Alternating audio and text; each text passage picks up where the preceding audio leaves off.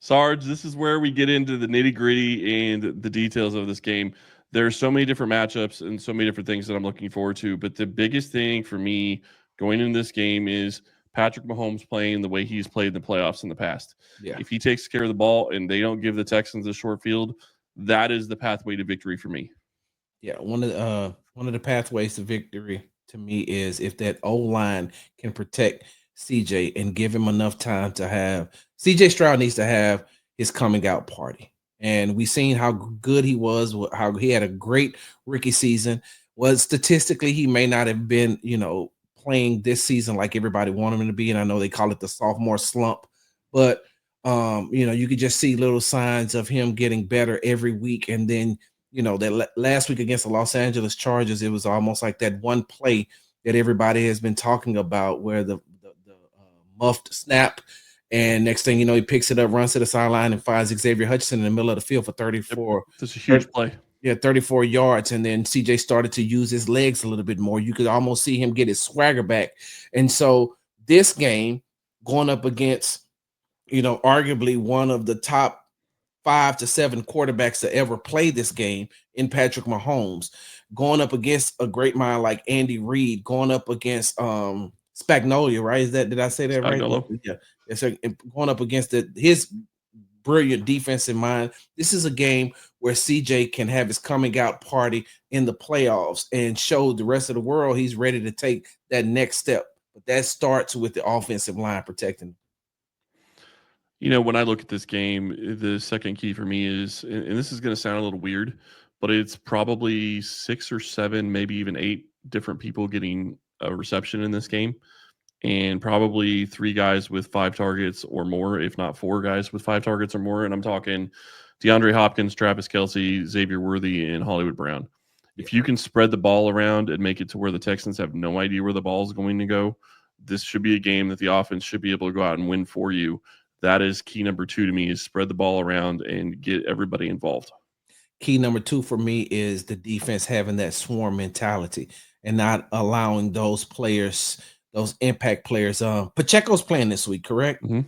And make sure that you watch Pacheco coming out of the backfield. Make sure you watch P. Ryan, who Coach D'Amico Ryans mentioned in his press conference on Monday about how good of a pass protector he is, how good he runs routes, how good he runs the ball. So this is a game where the Houston Texans defense is going to have to lean on the acronym that they've been using all year, that swarm mentality. Everybody has to get to the ball. Everybody has to win their one-on-ones. And if you win your one-on-ones and you're playing with that swarm mentality, then what you want to do is you don't want to allow Patrick Mahomes to have any explosive plays. You want, if he's going to dink and dunk, then you're going to make him dink and dunk, and hopefully you can make him make a mistake. I don't think that they had any turnovers.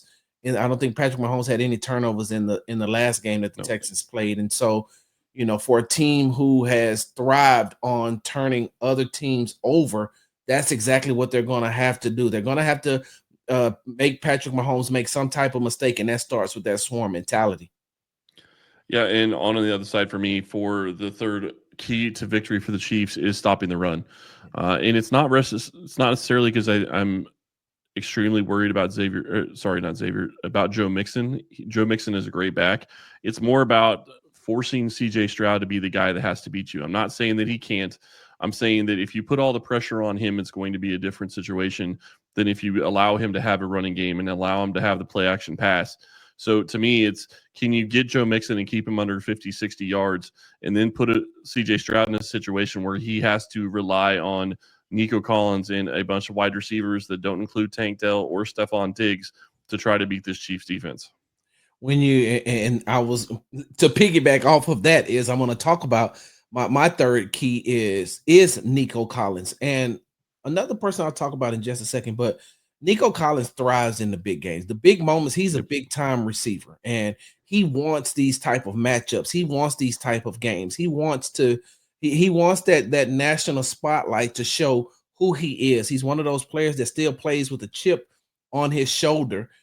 He's one of those players who a lot of people counted out early on in his career only because he was injured, and this franchise was going through a lot.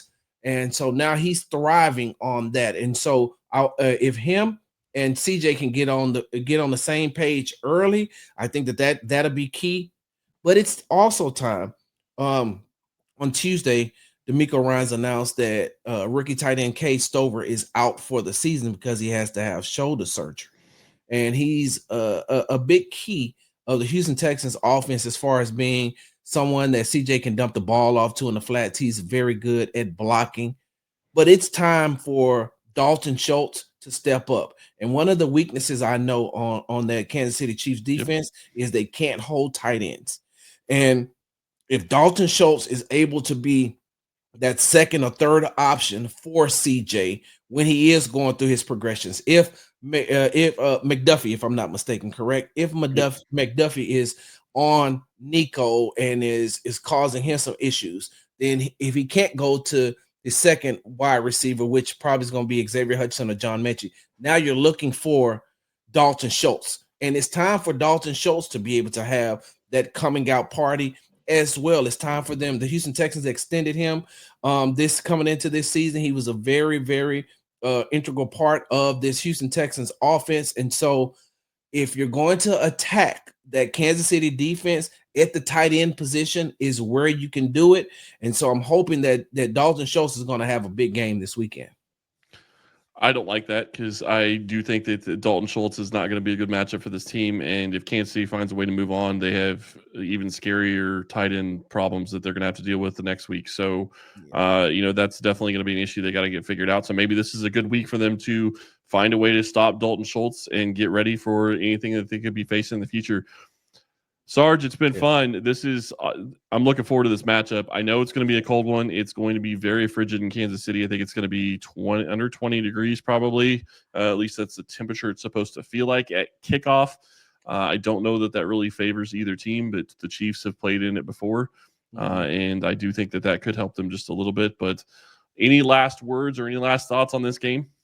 Yeah, I'm going to predict that the Houston Texans go in and get an emotional victory on Saturday, a 27-24 victory over the Kansas City Chiefs. Because, hey, Chris, look, at some point, we watched the dynasty in the New England Patriots, and at some point, they had to give that up, and it came to Kansas City.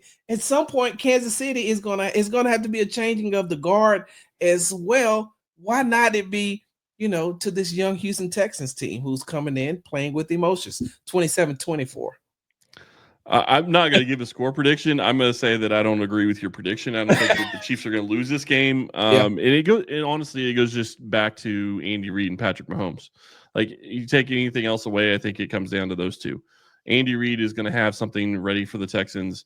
They've had extra time to prepare for this game. They just played him in Week 16, so they already have a pretty good idea in their tendencies as to what they do. And they're going to have things that the Texans haven't seen yet, because that's what Reid does, and that's what the Chiefs do during the regular season. It's more of a warm-up for the playoffs than it really is anything else. And they played that a lot like it last year, a little bit different this year considering they won as many games as they did. But I'm really looking forward to it, Sarge.